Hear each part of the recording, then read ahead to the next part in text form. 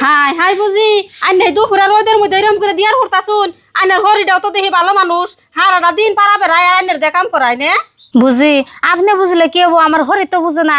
আমার হরি হারা দিন খালি হাইজা খাইজা ঘুরবো, কাম করবো না। কাম করলে তার শরীর নষ্ট হবো। যত কাম আঙ্গ দিয়ে করায়, যদি কাম না করি তার তো মন পাম না। বুঝি আইনে দেখে এবার এরকম কষ্ট করে কাম করেও থাকুন আমার নাগাল মানুষ হলে তো একটু থাকতাম না। হ বুঝি এত কষ্ট কইরাও যদি মন পাই না, আমি ওই বেতে থাকুম না, আমিও জামগা।